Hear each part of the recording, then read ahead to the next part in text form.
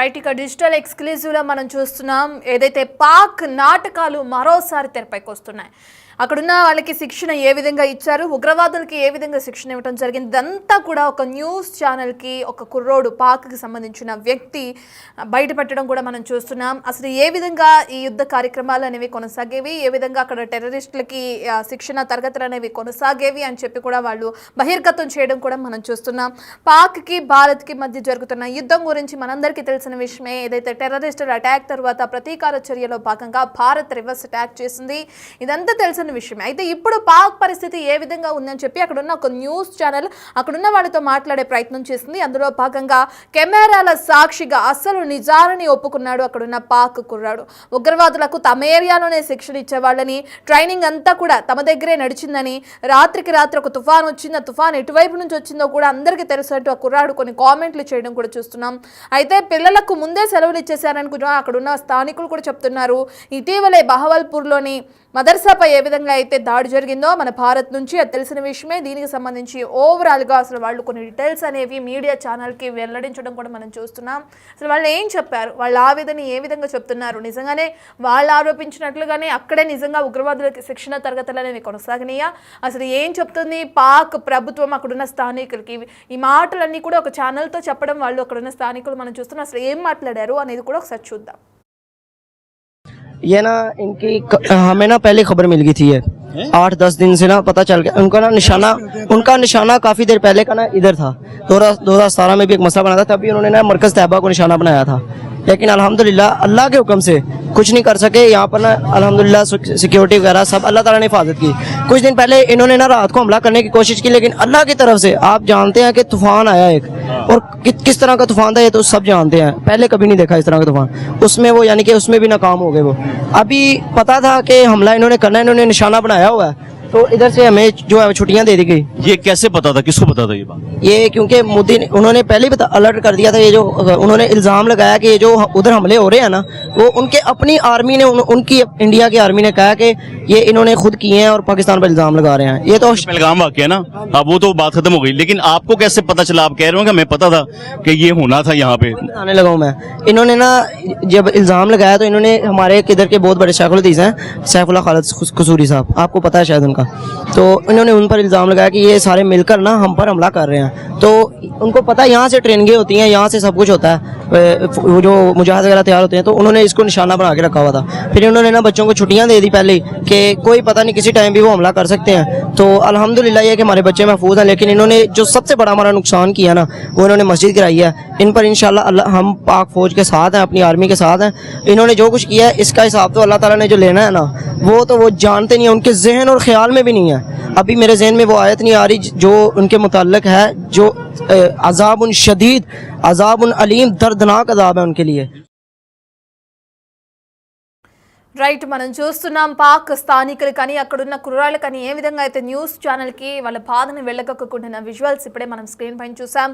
రాత్రికి రాత్రే తుఫాన్ వచ్చింది, ఆ తుఫాను కారణంగా ఏ విధంగా విధ్వంసం జరిగిందని చెప్పి కూడా చెప్తున్నారు. ఏదైతే మన వాళ్ళు చేసిన డ్రోన్ స్ట్రైక్కి సంబంధించి పిడుగు పడింది, పిడుగు పడడం వల్ల ఈ విధంగా జరిగిందని అక్కడున్న పబ్లిక్కి పాక్ చెప్పే ప్రయత్నం చేస్తుందని చెప్పి కూడా వాళ్ళు అంటున్నారు.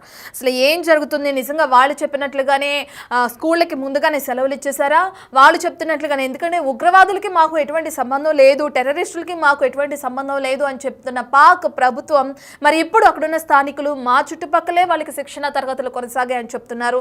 సో దీన్ని ఎలా చూడొచ్చు ఏంటనే డీటెయిల్స్ అందించడానికి మా ప్రతినిధి సయ్యద్ అందుబాటులో ఉన్నారు. రెడ్ సయ్యద్, మనం చూస్తున్నాం అక్కడున్న స్థానికులు ఏ విధంగా అయితే తమ బాధను వెళ్ళగక్కుతున్నారో ఎలా చూడొచ్చు అంటారు? రైట్ అట్లా ఏదైతే ఒక వీడియో ఇప్పుడు ప్రజెంట్ గా మారిందో అందులో ఒక మీడియా అతను అక్కడ ఉన్న పిల్లల్ని అడుగుతున్నారు. అందులో ఎవరైతే మద్రసాలో చదువుతారో లేదా స్కూల్స్ లో చదువుతారో ఆ పిల్లలంతా మీడియా పర్సన్ చుట్టూ నిలబడి ఉన్నారు.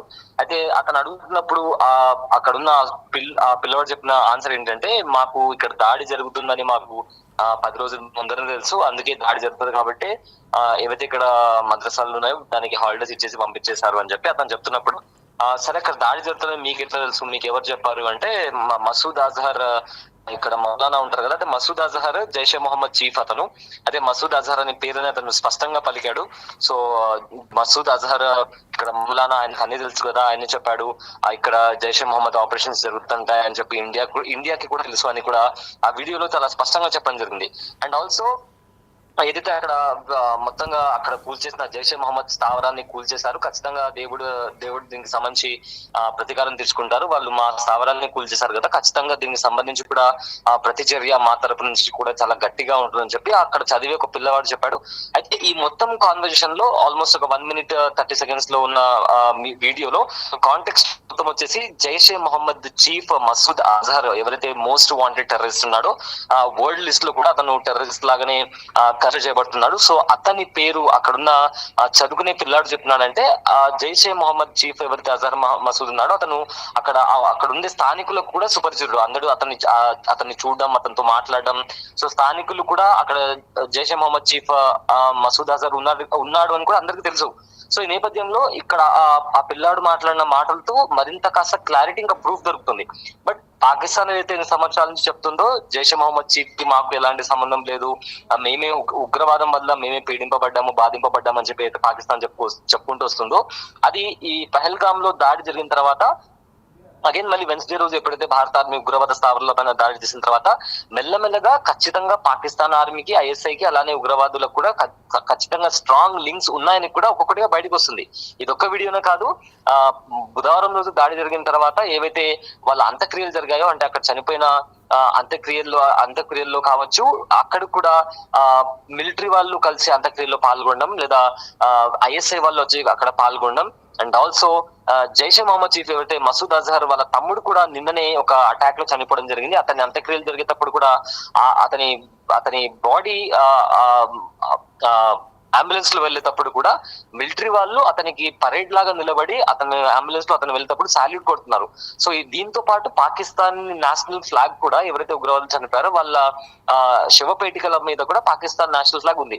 బేసిక్ గా ఏ కంట్రీలో అయినా నేషనల్ ఫ్లాగ్ అనేది, ఫర్ ఎగ్జాంపుల్ ఇప్పుడు మన దేశంలో ఆర్మీలో వర్క్ చేసే వాళ్ళు చనిపోయినా, లేదా ఒక ప్రైమ్ మినిస్టర్, ప్రెసిడెంట్, లేదా ఎవరైనా దేశానికి బాగా సేవ చేసిన వాళ్ళు, ఇలా ఎవరైనా చనిపోతే వాళ్ళకు వాళ్ళ శవపేటిక పైన ఇండియన్ ఫ్లాగ్ అనేది పెడతారు. ఎందుకంటే వాళ్ళకి ఇచ్చే ట్రిబ్యూట్ అది, వాళ్ళకు మనం ఇచ్చే గౌరవం.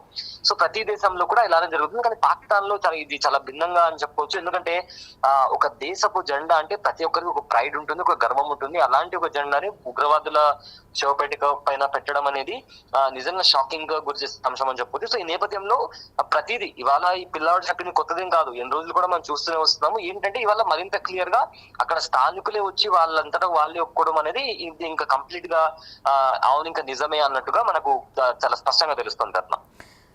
రైట్ సయ్యద్, మీరు చెప్పినట్లుగా చూస్తే ఒక పక్కన పాక్కి ఉగ్రవాదానికి ఎటువంటి సంబంధం లేదు, మేము చెప్పిన అంటే వాళ్ళు కూడా ఈ ఉగ్రవాదుల వల్ల, ఈ టెర్రరిస్టుల వల్ల మేము కూడా బాధపడుతున్నామని చెప్పిన కామెంట్స్కి ఇప్పుడు ఇతను మాట్లాడడం వల్ల అక్కడున్న కుర్రాళ్ళు కానీ, అక్కడున్న స్థానికులు కానీ, అక్కడున్న పిల్లలు కానీ మాట్లాడిన తర్వాత బలం చేకూరింది. పాక్ ఏ విధంగా అయితే పెంచి పోషిస్తుందో టెర్రరిజాన్ని అనడానికి క్లియర్ కట్గా తెలుస్తుంది. మరి దీనికి సంబంధించి పాక్ ప్రభుత్వం ఏ విధంగా సమాధానం చెప్పుకుంటుంది? ఇప్పటివరకు ప్రపంచ దేశాలపైన ఎక్కడా కూడా మాకు సంబంధం లేదు, కావాలని ఏదైతే మదర్సాపై దాడి చేసి కొంతమంది చిన్నపిల్లలను కూడా చంపేసింది భారత దాడి వల్ల అని ఇప్పటి వరకు చెప్పి అబద్ధాలను ప్రచారం చేసుకుంటుంది పాక్. ఇక వీటన్నిటికీ పులి స్టాప్ పడినట్లే ఉంది వీడియో అనుకోవచ్చు. దీనికి సంబంధించి మరి ఏ విధంగా సమాధానం చెప్పే అవకాశం ఉంటుంది పాక్ అంటారు? పాకిస్తాన్ కి ఇదేం కొత్త కాదు. ఎందుకంటే జైష్ మహమ్మద్ చీఫ్ మసూద్ అజహర్ ఇండియాలో ఉండి అరెస్ట్ అయినప్పుడు అతని తమ్ముడు ఒక ఫ్లైట్ ని హైజాక్ చేపించి మసూద్ అజహర్ ని ఇండియా నుంచి విడిపించాడు. అప్పట్లో ఆ ఫ్లైట్ అనేది లాహోర్ ఢిల్లీలో ఉన్న ఫ్లైట్ ని వీళ్ళు హైజాక్ చేసి దాన్ని ఆఫ్ఘనిస్తాన్ కి తీసుకెళ్లి అక్కడున్న 150 మంది హాస్టల్స్ ని అడ్డం పెట్టుకుని ఇక్కడ ఇండియాలో జైల్లో ఉన్న మసూద్ అజహర్ ని విడిపించడానికి వాళ్ళని అడ్డం పెట్టుకుని మొత్తం మీద మసూద్ అజహర్ ని విడిపించారు. అయితే వసామా బిన్ లాడెన్ చంపేటప్పుడు కూడా వీళ్ళు అమెరికాతో ఇలానే నాటకాలు ఆడారు. అండ్ వీళ్ళకు ఆఫ్ఘనిస్తాన్ తో మంచి సంబంధాలు ఉన్నప్పుడు కూడా వీళ్ళు ఇలానే నాటకాలు ఆడుతూ వచ్చారు. సో పాకిస్తాన్ కి మేము ఉగ్రవాదులతో మాకు సంబంధం లేదు అని చెప్పుకోవడం ఇది కొత్త ఏం కాదు. ఈ దాడి జరిగిన ప్రతిసారి మాకు వాళ్ళకి ఎలాంటి సంబంధం లేదని చెప్తూనే వస్తున్నారు. బట్ వాళ్ళకి అండ్ ఉగ్రవాదులకి ఖచ్చితంగా బలమైన లింక్స్ ఉన్నాయని చెప్పి ప్రతిసారి అటాక్ జరిగిన ప్రతిసారి బయటపడుతూనే ఉంది. ఫర్ ఎగ్జాంపుల్ ఇప్పుడు పాక్ ఆక్రమిత కాశ్మీర్ లో ఉగ్రవాద క్యాంపులు కావచ్చు, లేదా పాకిస్తాన్ లో ఉగ్రవాద స్థావరాలు కావచ్చు, ఓపెన్ గా వాళ్ళ టెర్రర్ క్యాంప్స్ అనేవి ఉన్నాయని చెప్పి కూడా యుఎన్ కౌన్సిల్ కూడా కన్సిడర్ చేసి ఒకనొక టైంలో బ్లాక్ లిస్ట్ లో కూడా పెట్టింది. సో పాకిస్తాన్ ఏంటంటే ప్రతిసారి లేదు మాకు సంబంధం లేదని చెప్పడం, ప్రపంచ దేశాల దగ్గర మాకు తెలియదు అని చెప్పి అమాయకంగా నటించడం, మళ్ళీ తిరిగి అంత సర్దుమనిగాక మళ్ళీ వాళ్ళు చేసే పనులే మళ్ళీ తిరిగి స్టార్ట్ చేయడం. సో పాకిస్తాన్ ఎప్పుడు కూడా ఇలాంటి ధోరణి చేస్తుంది కాబట్టి ఈసారి తిరిగి ఇలాంటివి రిపీట్ చేయకూడదు అనే ఒక మైండ్ సెట్ తోనే ఈసారి భారత్ గట్టిగా బుద్ధి చెప్తుంది. ఏవైతే ఉగ్రవాద స్థావరాలు ఉన్నాయో వాటిని కంప్లీట్ గా తీసేసి పిఓకే ని కూడా, పాకిస్తాన్ ఆక్రమిత కాశ్మీర్ ని కూడా మరి తిరిగి రీక్లెయిమ్ చేసుకుని కంప్లీట్ గా ఉగ్రవాదాన్ని తుడిచిపెట్టాలి అనే ప్రాసెస్ లోనే ఈ ఆపరేషన్ సింధును చేపడుతుంది రత్న. సయ్యద్, డ్రోన్ స్ట్రైక్స్ ఏవైతే చేపడుతుందో మన ఆర్మీ, వాటికి సంబంధించి ఒక పిడుగు పడింది, పిడుగు పడడం వల్లే ఈ విధ్వంసం జరిగింది అని చెప్పి ప్రజల్ని, అక్కడున్న పాక్లో ఉన్న స్థానికుల్ని డైవర్ట్ చేసే ప్రయత్నం ఎందుకు చేస్తున్నారు అనుకోవచ్చు? బేసికల్లీ ఇప్పుడు ఒక దేశం మీద అటాక్ జరుగుతుంది అంటే వాళ్ళు డిఫెండ్ చేసుకోలేకపోతే ఆ ప్రభుత్వ వైఫల్యం, అదే విధంగా ఆర్మీకి సంబంధించి ఆర్మీ ఎంత బలహీనంగా ఉంది అని చెప్పి ప్రజలు భయపడతారు, అదే విధంగా తిరుగుబాటు చేస్తారు. సో ప్రజల్లో ఆ ఫీలింగ్ రాకుండా ఉండడానికి ఏదైతే మిసైల్స్ పడ్డాయో వాటిని పిడుగు పడిందని చెప్పడం, అదే విధంగా ఏదైతే పాకిస్తాన్ ప్రీమియర్ లీగ్ జరుగుతుందో దాన్ని కూడా యూఏఈకి షిఫ్ట్ చేయడం, ఇవన్నీ ఏంటంటే ప్రభుత్వం ప్రజలు వాళ్ళ మీద అగేన్స్ట్ గా, ఎందుకంటే ఎలక్షన్స్ వచ్చిన తర్వాత మళ్ళీ ప్రభుత్వం రావాలి కాబట్టి వీళ్ళు ప్రజలని కాపాడలేకపోతున్నారు అనే ఆలోచన ప్రజల్లో వస్తే ఖచ్చితంగా ప్రజలు తిరగబడతారు. ప్రజలు తిరగబడి ప్రభుత్వాన్ని కిందికి దించేసి కొత్త ప్రభుత్వాన్ని స్థాపించడమో లేక కంప్లీట్ గా మిలిటరీ రూల్ రావడమో జరుగుతుంది. సో ఈ నేపథ్యంలో అక్కడి ప్రభుత్వం కూడా అలాంటి దుస్థితి వాళ్లకు పట్టకుండా ఉండడానికి వీళ్ళు అక్కడ పిడుగుపడిందని లేదా ఇంకోటి జరిగిందని అక్కడికి ప్రజల్ని రానివ్వకుండా అడ్డు చెప్పి చేస్తారు. కానీ ఎంత దాచిపెట్టినా కూడా మనం చాలా వీడియోస్ కూడా చూస్తాం, అక్కడి ప్రజలే వీడియోస్ తీసి చెప్తున్నారు క్లియర్ కట్ గా, ఒక మిజైల్ పడింది మేము చూసాము కానీ పిడుగు పడిందని చెప్పి అబద్ధాలు చెప్తున్నారు, ఫుల్ సెక్యూరిటీ ఉంది అక్కడ అని చెప్పి కూడా అక్కడ చూసిన స్థానికులు కూడా ఒకరిద్దరు కాదు, సోషల్ మీడియా ఓపెన్ చేసినా లేదా అంతర్జాతీయంగా మీడియా ఛానల్స్, ఎందుకంటే సోషల్ మీడియాలో ఫేక్ న్యూస్ అని చెప్పినా కూడా ఇంటర్నేషనల్ మీడియాలో కూడా చాలా వీడియోస్ బయటకు వస్తున్నాయి సెయింగ్ కి అక్కడ ఉన్న పీపుల్ వాళ్ళు బయటకు వచ్చి ఇలా జరుగుతుందని చెప్పి అక్కడ జరిగే గ్రౌండ్ రియాలిటీని కూడా వాళ్ళు ఎక్స్ప్లెయిన్ చేస్తున్నటువంటి పరిస్థితి కనిపిస్తుంది. సో ఎటు చూసినా కూడా వాళ్ళు ఎంత అబద్ధం చెప్పినా కూడా అక్కడి ప్రజల్లో కూడా వాళ్ళు కూడా రోడ్ల పైకి వచ్చి నిరసనలు చేస్తున్నారు. సో వన్స్ ఇక్కడ ఏదైతే ఉగ్రవాదాన్ని తుడిచిపెట్టే ప్రాసెస్ నడుస్తుంది కాబట్టి వన్స్ ఇది క్లీన్ అయిన తర్వాత మేబీ అక్కడి ప్రజల్లో మార్పు వస్తుందేమో అని కూడా ఒక విధంగా నిపుణులు ఆలోచిస్తున్నారు. Right, thank you Syed, thank you for the update. Right, ఇక మనం చూస్తున్నాం బహపూర్లోని మదర్సాపై ఎప్పుడైతే దాడి చేసిందో టెర్రరిస్ట్ క్యాంప్ ధ్యేయంగా మన భారత ఆర్మీ, అందులో భాగంగా మసూద్ అజార్కి సంబంధించిన కుటుంబ సభ్యులు అనేక మంది చనిపోయారు అని చెప్పి వార్తలు తెరపైకి వచ్చినాయి. మనందరం చూసే విషయం, మనందరికీ తెలిసిన విషయమే. అయితే ఆ మదర్సాపై దగ్గర ఎవరైతే శిక్షణ పొందుతారో పిల్లలు, అక్కడున్న స్థానికులు, అక్కడున్న కుర్రాళ్ళు ఇప్పుడు మీడియాతో మాట్లాడడం జరుగుతుంది. మాకు ఈ విషయం ముందే తెలుసు, ఆ భారత్ నుంచి అటాక్ అనేది మా మీద ఉంటుందని చెప్పి 10 రోజుల ముందే మాకు ఈ విషయాన్ని చెప్పడం, దీనికి సంబంధించిన ఇన్ఫర్మేషన్ మాకు ఇవ్వటం, దీనికి సంబంధించి మాకు సెలవులను కూడా ఇచ్చేయడం కూడా జరిగింది అని చెప్పి వాళ్ళు అంటున్నారు.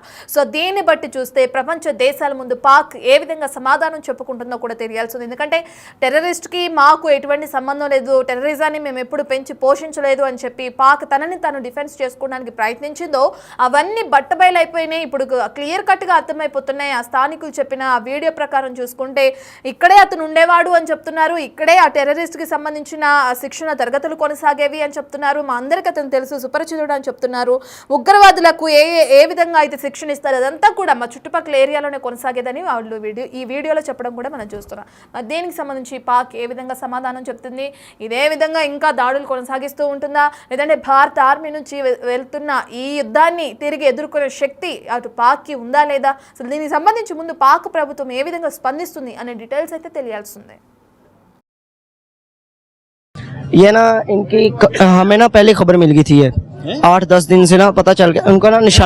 उनका निशाना काफी देर पहले का ना इधर था, 2017 में भी एक मसला बना था, तभी उन्होंने ना मरकज तैयबा को निशाना बनाया था, लेकिन अल्हम्दुलिल्लाह अल्लाह के हुक्म से कुछ नहीं कर सके। यहाँ पर ना अल्हम्दुलिल्लाह सिक्योरिटी वगैरह सब अल्लाह ताला ने हिफाजत की।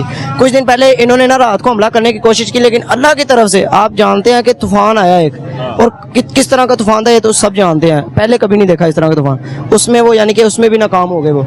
अभी पता था कि हमला इन्होंने करना है, इन्होंने निशाना बनाया हुआ है, तो इधर से हमें जो है छुट्टियां दे दी गई। ये कैसे पता था, किसको पता था ये बात? ये क्योंकि मोदी उन्होंने पहले ही अलर्ट कर दिया था, ये जो उन्होंने इल्जाम लगाया कि ये जो उधर हमले हो रहे हैं ना, वो उनके अपनी आर्मी ने उनकी इंडिया की आर्मी ने कहा कि ये इन्होंने खुद किए हैं और पाकिस्तान पर इल्जाम लगा रहे हैं। ये तो पहलगाम वाकया ना, अब वो तो बात खत्म हो गई, लेकिन आपको कैसे पता चला? आप कह रहे हो कि हमें पता था कि ये होना था यहाँ पे। आने लगा हूँ मैं, इन्होंने ना जब इल्जाम लगाया तो इन्होंने हमारे किधर के बहुत बड़े शेखुल हदीस हैं, सैफुल्लाह खालिद कसूरी साहब, आपको पता है शायद उनका, उनका। तो इन्होंने उन पर इल्ज़ाम लगाया कि ये सारे मिलकर ना हम पर हमला कर रहे हैं। तो उनको पता है यहाँ से ट्रेनिंगें होती हैं, यहाँ से सब कुछ होता है, वो जो मुजाहिद वगैरह तैयार होते हैं, तो उन्होंने इसको निशाना बना के रखा हुआ था। फिर इन्होंने ना बच्चों को छुट्टियाँ दे दी पहले ही कि कोई पता नहीं किसी टाइम भी वो हमला कर सकते हैं। तो अल्हम्दुलिल्लाह ये कि हमारे बच्चे महफूज हैं, लेकिन इन्होंने जो सबसे बड़ा हमारा नुकसान किया ना वो इन्होंने मस्जिद गिराई है। इन पर इंशाल्लाह हम पाक फौज के साथ हैं, अपनी आर्मी के साथ हैं।